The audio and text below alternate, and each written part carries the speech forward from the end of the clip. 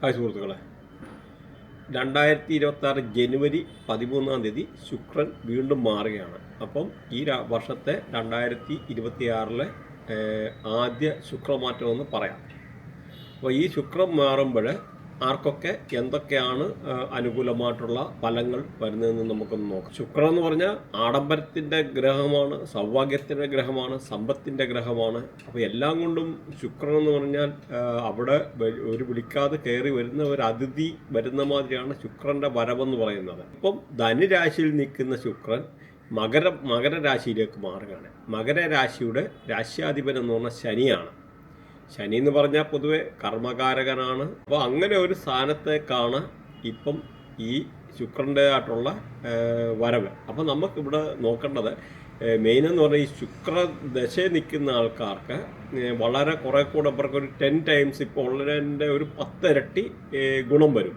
പിന്നെന്ന് പറഞ്ഞാൽ ഈ ശുക്രൻ എന്ന് പറഞ്ഞു കഴിഞ്ഞാൽ ഈ ഓരോ രാശിയിലും ശുക്രൻ മാറുന്നതിൻ്റെ അനുസരിച്ച് നമുക്ക് ധനം വരും. അഥവാ ശുക്രൻ്റെ മേളിൽ ശനി വന്നാലും ശുക്രൻ്റെ മേളിൽ വ്യാഴം വന്നാലും നമുക്ക് ധനം വരും. ഇതിപ്പം എന്ന് പറഞ്ഞാൽ നേരെ തിരിച്ച് ഇപ്പം ശനിയുടെ രാശിയിലോട്ടാണ് ഇപ്പം ഈ ഒരു പറയുന്ന ഈ നമ്മുടെ ശുക്രൻ മാറുന്നത്. അപ്പോൾ അതിനകത്ത് നമുക്ക് നോക്കേണ്ടതെന്ന് ആദ്യം നമുക്ക് റിഫർ ചെയ്യേണ്ടത് ഇതിൻ്റെ ഈ രാശിയുടെ മിത്രങ്ങൾ. ഇവിടെ ശുക്രൻ്റെ മിത്രങ്ങളെന്ന് പറഞ്ഞാൽ ബുധൻ ശുക്രൻ്റെ മിത്രമാണ്, അതുപോലെ ഗുരു മിത്രമാണ്, ശനി മിത്രമാണ്, അതേപോലെ രാഹു എന്ന് പറഞ്ഞാൽ എക്സംഷൻ കേസാണ്. അതിൻ്റെ കാര്യമുണ്ട്. കാരണം നല്ല രാഹു ശുക്രൻ്റെ കൂടെ വന്നു മൾട്ടിപ്പിൾ പ്രോപ്പർട്ടി, ഒരുപാട് പ്രോപ്പർട്ടി കിട്ടും. അതേസമയം അഴുക്ക് രാഹു ശുക്രൻ്റെ കൂടെ നിന്ന് കഴിഞ്ഞാൽ കുറച്ച് പ്രോപ്പർട്ടി കിട്ടും. എങ്ങനെയായാലും ശുക്രൻ വലിയ കുഴപ്പമില്ല. അപ്പോൾ മിത്രഗ്രഹങ്ങളിൽ ബുധൻ ശനി ഗുരു കൂടാതെ ഈ രാഹുവും ഉൾപ്പെടുമെന്ന് മനസ്സിലാവുക. അപ്പോൾ അതേമാതിരി നമ്മൾ അവിടെ നോക്കേണ്ട ഈ ശുക്രനുമായിട്ട് ബാഡായിട്ട് നിൽക്കുന്ന അഴുക്ക് ശുക്രനുമായിട്ട് ശത്രുതയുള്ള ഗ്രഹങ്ങൾ. അപ്പോൾ ഈ ശത്രുതയുള്ള ഗ്രഹങ്ങൾ വന്ന ചന്ദ്രന്, കേതുവ്, സൂര്യന് ഒരു അത്രയില്ല, എന്നാലും ആ ഒരു ശത്രുഗ്രഹത്തിൻ്റെ പട്ടികയിൽ പെട്ടതാണ്. സപ്പോസ് ഇപ്പോൾ ശുക്രനും ചന്ദ്രനും കൂടെ ജോയിൻ ചെയ്ത് നിൽക്കുക എന്നൊരു അവിടെ property loss, chance of divorce, അങ്ങനെ പല കാര്യങ്ങളുണ്ട്. അത് ഡീപ്പായിട്ട് ഓരോ കാര്യങ്ങൾ പോകുമ്പോൾ എന്ന് പറഞ്ഞാൽ ആ ശത്രുത നിൽക്കുമ്പോൾ അങ്ങനെയാണ്. മിത്രങ്ങളായിട്ട് നിൽക്കുമ്പോൾ ആ ഒരു രീതി അനുകൂലമായിട്ടുള്ളവരും, പ്രത്യേകിച്ച് ശുക്രനും ബുധനും വന്ന ഗേൾ ഫ്രണ്ട്, ബോയ് ഫ്രണ്ട്, അങ്ങനെ പല ആംഗിളിൽ നിന്നെ കൺസിഡർ ചെയ്യേണ്ടതായിട്ടുണ്ട്. അപ്പം അത് ഡീപ്പായിട്ട് ഓരോ പോകുമ്പോഴേ നിങ്ങൾക്കത് മനസ്സിലാവുള്ളൂ. അപ്പോൾ ഇത് ജസ്റ്റ് ഒന്ന് മനസ്സിലാക്കിയിരുന്നാൽ മതി. അതുപോലെ ശുക്രൻ എന്ന് പറഞ്ഞാൽ 6ലും 8ലും ഹൗസിൽ വരുന്നതെന്ന് അത്ര നല്ലതായിട്ടുള്ള അല്ലെന്നുള്ള ബേസിക്കായിട്ടുള്ള കാര്യം കൂടെ അറിഞ്ഞിരിക്കുക.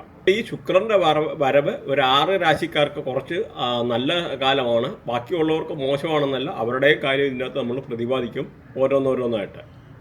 അപ്പോൾ അതിനു മുമ്പ് ശുക്രനെ നമ്മൾ പറഞ്ഞു കഴിഞ്ഞാൽ ശുക്രൻ ആഡംബരത്തിൻ്റെ ഗ്രഹമാണ്, സൗഭാഗ്യത്തിൻ്റെ ഗ്രഹമാണ്.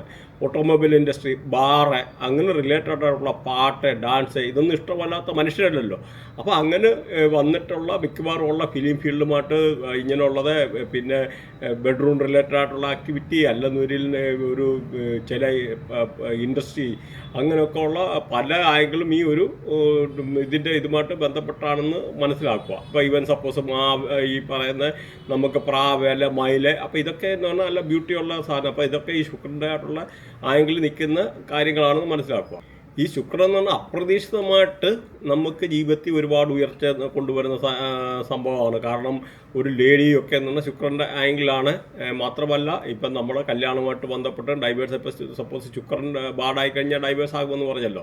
എന്ന് പറഞ്ഞ പോലെ നെഗറ്റീവും പോസിറ്റീവും ഇമ്പാക്റ്റ് ഒരു കാര്യം മാത്രം നോക്കിയിട്ടല്ല, നമ്മൾ 3, 4, 5 കാര്യങ്ങൾ റിഫർ ചെയ്തിട്ടാണ് ഡൈവേഴ്സൊക്കെ എന്ന് പറഞ്ഞാൽ നമ്മൾ പറയുന്നത്. ജസ്റ്റ് നിങ്ങൾക്ക് ചിലപ്പോൾ അറിയാത്തതായിട്ടുള്ള ഇതൊരു വ്യത്യസ്തമായിട്ടുള്ള സയൻസാണ് നമ്മുടെ ബൃഹനാടി.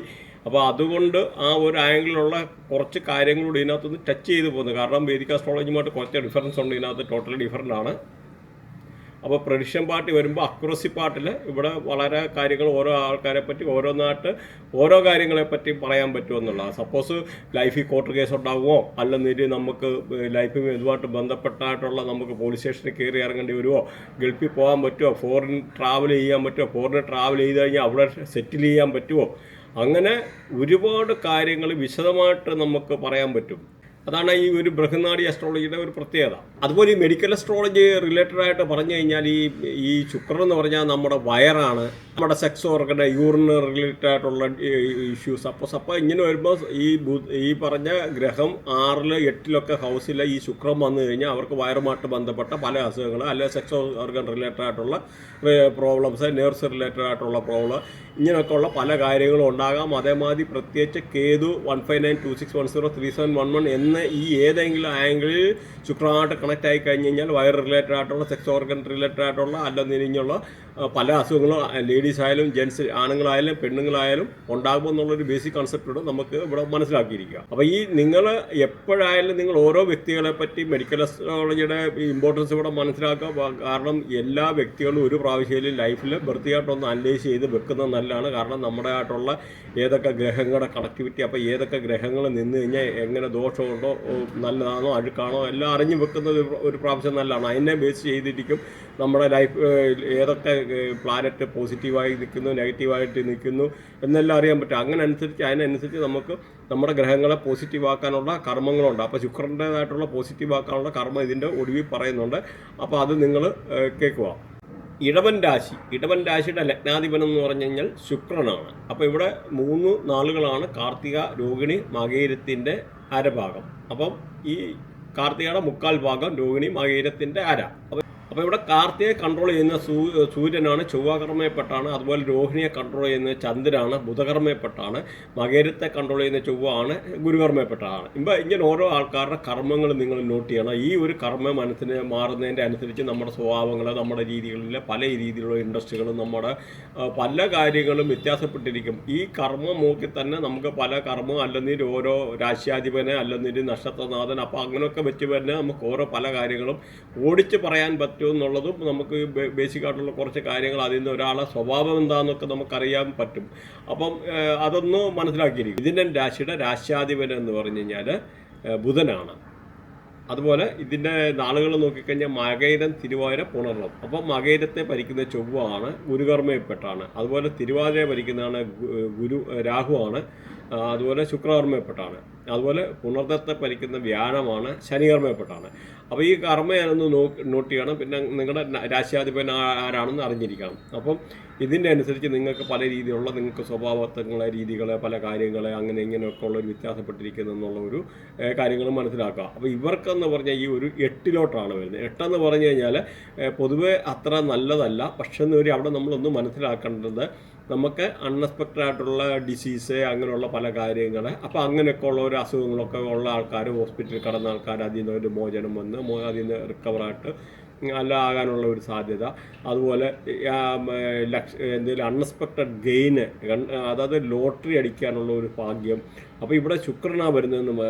അപ്പോൾ ഇവിടെ നെഗറ്റീവായിട്ട് നിൽക്കുന്ന ശുക്രൻ എന്ന് പറഞ്ഞാൽ പൊതുവേ നല്ല ഗ്രഹം. അപ്പോൾ 8 ശുക്രൻ്റെ ആയിട്ടുള്ള ഇത് വരുമ്പം നമുക്ക് ലോട്ടറിയുമായിട്ട് ബന്ധപ്പെട്ട എന്തെങ്കിലും അങ്ങനെ ഉണ്ടാകാനോ അടിക്കാനോ എടുക്കാനുള്ള ഒരു സാഹചര്യങ്ങളെ, എന്തെങ്കിലും റിലേറ്റഡ് ആയിട്ടുള്ള എന്തെങ്കിലും ഇതുമായിട്ട് ബന്ധപ്പെട്ട അസുഖങ്ങളൊക്കെ ഉള്ള ആൾക്കാർക്ക് അതിൻ്റെ ഒരു പ്രത്യേകിച്ചൊരു മോചനം, ഒരു നല്ല ഒരു അനുകൂലമായിട്ടുള്ള ഒരു സമയം വരാനുള്ള ഒരു സാഹചര്യങ്ങളൊക്കെ അങ്ങനെ ഇതാണ്. പിന്നെ വളരെ ദുഃഖവും സങ്കടങ്ങളൊക്കെ ഇങ്ങനെ അനുഭവിച്ചിരുന്ന ആൾക്കാർക്കൊക്കെ അതിൽ നിന്നൊക്കെ ഒരു മോചനമായിട്ട് ഉണ്ടാകാനുള്ള ഒരു സാധ്യത.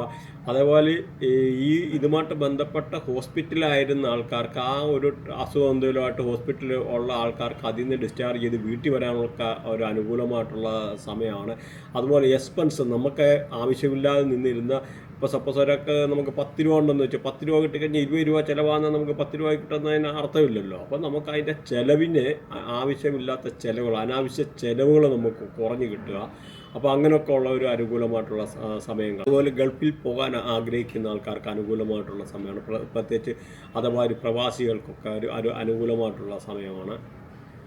ജീവിതത്തിൽ നേരിടുന്ന പല മോശമായിട്ടുള്ള അവസ്ഥകൾക്കും ഒരു പരിധിവരെ ഒരു കൺട്രോൾ ആവും.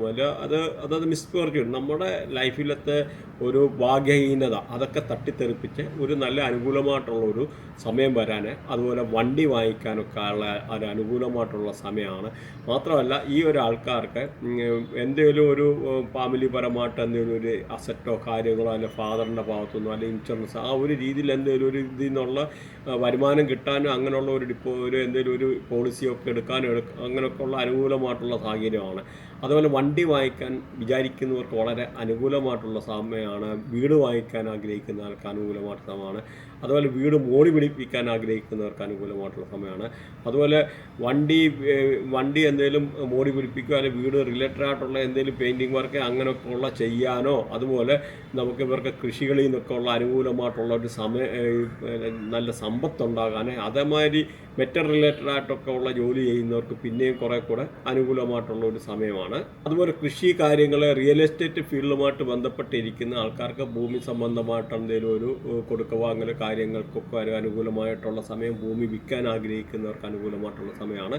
ഭൂമി വാങ്ങിക്കാനുള്ളവർക്കും ഒരു അനുകൂലമായിട്ടുള്ള സമയമാണ്. ഒരു പ്ലാനറ്ററി കണക്ടിവിറ്റി അനുസരിച്ചിരിക്കും. ഇപ്പോൾ സപ്പോസ് ഈ പറയുന്ന ശുക്രനും കേതുവും കൂടെ കണക്റ്റഡ് ആക്കാനാണ് ചാൻസ് ഓഫ് പ്രോപ്പർട്ടി ലോസ്, അതായത് പ്രോപ്പർട്ടി വിറ്റ് പോകാനാണ് സാധ്യത. അവിടെ ശുക്രൻ്റെ കൂടെ നല്ല രാഹു നിൽക്കുവാണെന്നുവരിൽ പ്രോപ്പർട്ടി വാങ്ങിക്കാനുള്ള യോഗം. അപ്പം നമുക്കിവിടെ ഡീപ്പായിട്ട് പോകുമ്പം പല രീതിയിലുള്ള അനലൈസുകളുടെ ആവശ്യമുണ്ട്. അപ്പോൾ അത് നമുക്ക് ഓരോ ബർത്തിയായിട്ട് ഡീപ്പായിട്ട് പോകുമ്പോഴത്തേനും നമുക്ക് ഓരോ കാര്യങ്ങൾ അറിയാൻ പറ്റുള്ളൂ. അതല്ലെന്നൊരു എപ്പം നമുക്കിത് പറ്റുമെന്നൊക്കെ ഉള്ള ഓരോ കാര്യങ്ങളും നമുക്കറിയാൻ പറ്റും. അപ്പോൾ ഇത്രയൊക്കെയാണ് ഈ ഒരു രാശിക്കാരെ പറ്റി പറയാനുള്ളത്.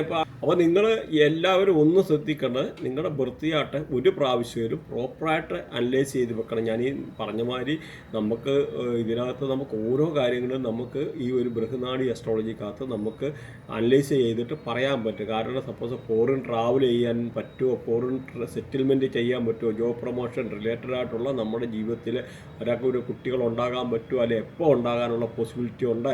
അതായത് ചൈൽഡ് ബർത്ത് ഉൾപ്പെടെ ഫോറിൻ സെറ്റിൽമെൻറ്റ്, അതായത് ചില ആൾക്കാർക്ക് വെളിയിൽ പോകാനുള്ള യോഗമില്ല. അപ്പോൾ അത് പോകാൻ പറ്റുമോ, അല്ലെങ്കിൽ ഒരു പ്രോപ്പർട്ടി വിൽക്കാനുള്ള അനുകൂലമായിട്ടുള്ള സമയം, ഇങ്ങനെയൊക്കെ ഏറ്റവും നമ്മുടെ ജീവിതവുമായിട്ട് ബന്ധപ്പെട്ടിരിക്കുന്ന ഓരോ കാര്യങ്ങളും നമുക്ക് ഓരോ പ്രത്യേകിച്ച് ട്രാൻസിഷൻ നോക്കി പറയുന്നത് അത് അക്യുറേറ്റ് പ്രെഡിക്ഷൻ ആയിരിക്കും.